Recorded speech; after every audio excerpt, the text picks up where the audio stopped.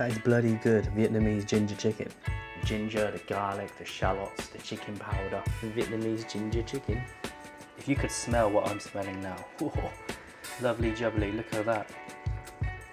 Yes. Look at that, here we go.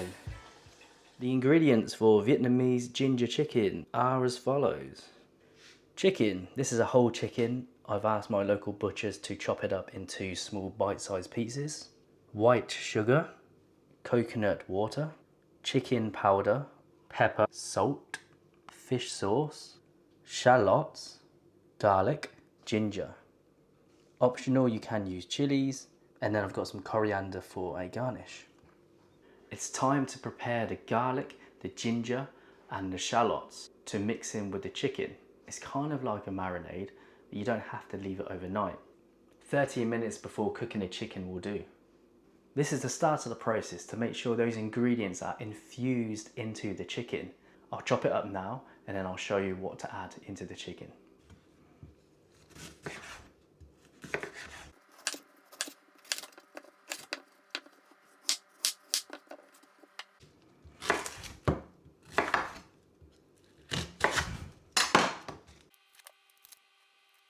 Okay, so I've already peeled the ginger, the shallots and the garlic, and already it smells aromatic. Now let's start off with the ginger. For the ginger, you want to cut it into small strips, kind of like fries. Little strips like this, little mini fries will do nicely.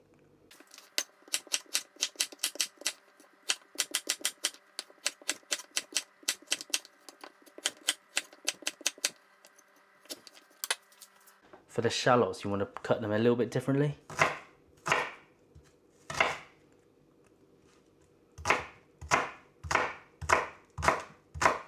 Into small little pieces, small cubes.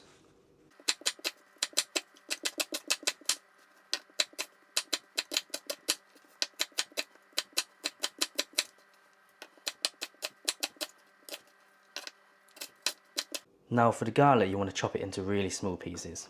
Doesn't have to be chefy, just use your knife like this, chop it up into really small pieces. Oops.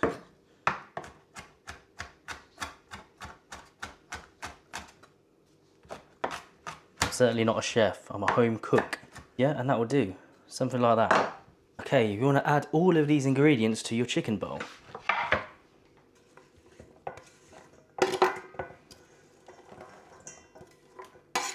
All of that in there and give it a little toss, a little mixer. Now that is done, we're going to be adding in some chicken powder, about 2 teaspoons.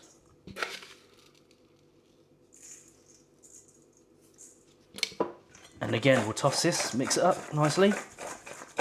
We want to leave this overnight if possible, but if you haven't got the time, 30 minutes is okay.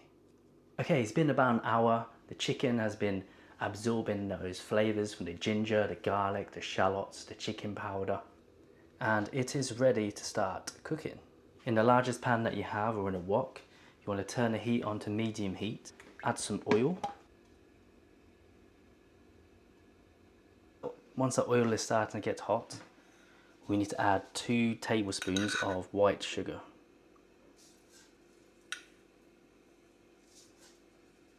Now the trick here is not to burn the sugar. We need it like a caramel colour, not black. Once it's become a caramel colour, then we're going to add the chicken. Okay, now it's starting to become a nice brown colour. This is the time to add in the chicken. Be careful, don't let it splatter against you, so put it in away from you. Lovely noise, that's the noise you want to hear. Turn it up to the highest flame that you have, or the highest heat.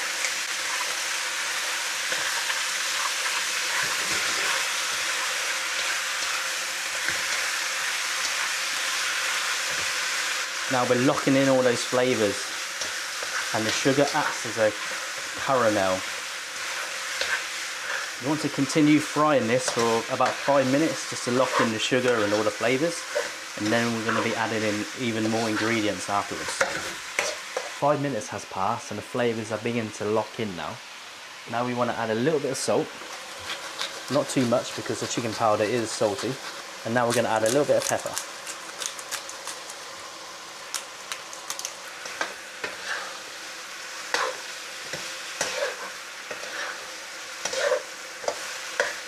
I forgot to say we need a little bit of oyster sauce as well. Just going to add a little bit of oyster sauce, just to add a bit of colour to the dish. About 2 tablespoons.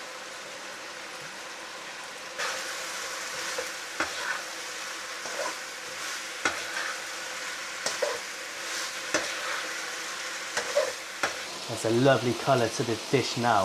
What I'm going to add now is a little bit of fish sauce now.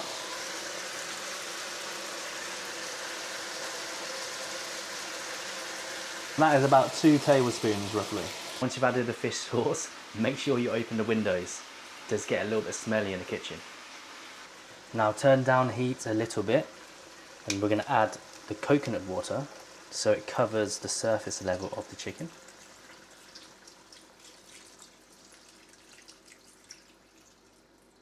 And then we want to turn up the heat again and bring that back up to boil.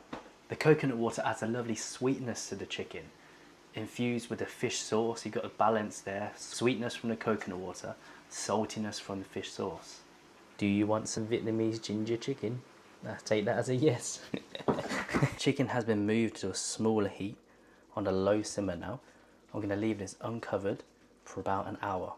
Halfway through, just want to check it and keep stirring the chicken. In the meantime, it's time to cook some lovely jasmine rice.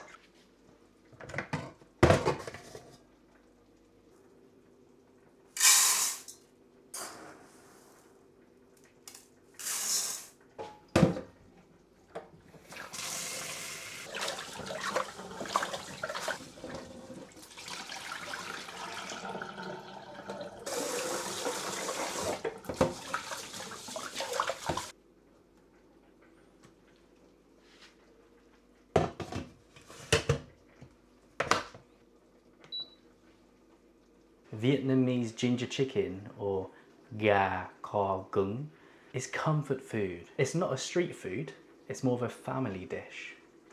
Okay, 20 minutes in, it's looking really good now. If you could smell what I'm smelling now, I tell you, I could eat this whole dish right now. Lovely jubbly, look at that. It has been about an hour, and this is a consistency that is needed. All that coconut water has reduced down.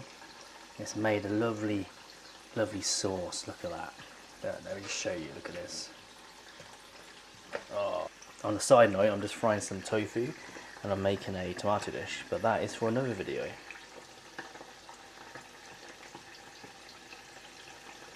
Okay, let's dig into the Vietnamese ginger chicken. You want to get that sauce all over the rice there. Look at that.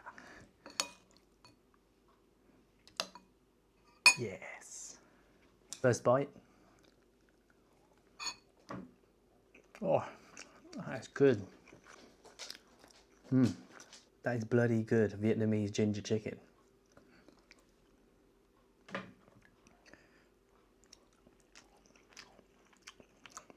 Really sweet, but savoury at the same time. Sweetness from the coconut water, the saltiness from the fish sauce balances out really well. And that ginger flavour, of course it's called Vietnamese ginger chicken. You can even eat the ginger. Oh, I like to eat the ginger as well. It's good for you.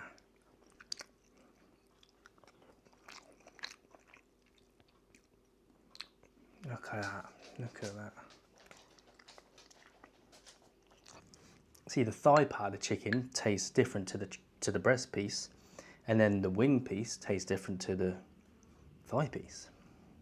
Now normally Vietnamese families will eat this with different dishes, not just the chicken, but for today's video purposes I'm just eating the chicken. But you'll eat it with a vegetable, perhaps another protein or a fish, and then a soup to finish it off, or a gang, and that's a typical Vietnamese family dish. Let's see if Lincoln approves. Lincoln, do you want Vietnamese ginger chicken?